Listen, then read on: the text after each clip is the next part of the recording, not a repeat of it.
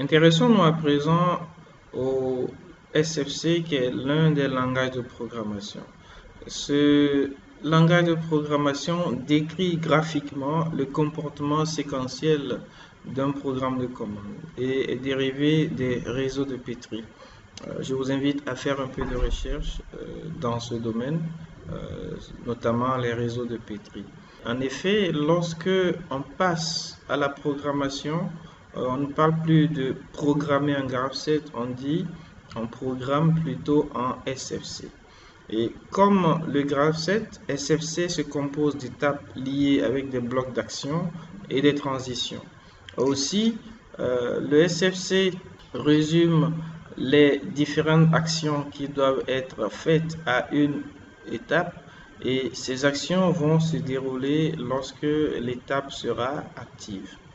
À titre d'exemple, voici une illustration sous Step 7 qui est le logiciel de programmation pour automate Siemens. Et là, SFC prend l'appellation S7 Graph. C'est leur appellation, c'est l'appellation qu'ils ont choisi de donner dans le logiciel. Mais vous reconnaîtrez ici qu'il y a une étape. Et si vous observez bien, c'est une étape avec double carré, donc il s'agit d'une étape initiale. Vous avez ici une divergence en et chaque étape dispose à l'intérieur des actions qui seront effectuées. Sous Unity Pro, qui est un logiciel de programmation pour automate Schneider, ça prend l'appellation SFC comme la norme le préconise. Et là encore, vous pourrez observer une étape initiale, une divergence en et avec des étapes, des transitions. Ici, il s'agit d'un saut et dans l'étiquette, dans le label, est indiqué l'étape à laquelle on se branche.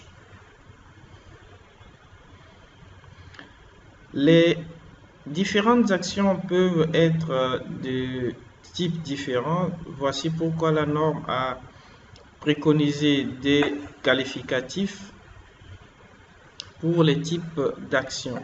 En effet, pour simplifier la tâche du programmeur, les constructeurs et ensuite la norme ont introduit une série d'autres types d'actions répondant à des besoins fréquemment rencontrés en pratique. Donc, ces qualificatifs vont tout simplement précéder les actions qui seront effectuées au niveau de chaque étape. À titre d'exemple, pour une action mémorisée, donc ce sera précédé de S, bien sûr mémorisé à l'activation. Pour une action limitée dans le temps, ce sera précédé de L.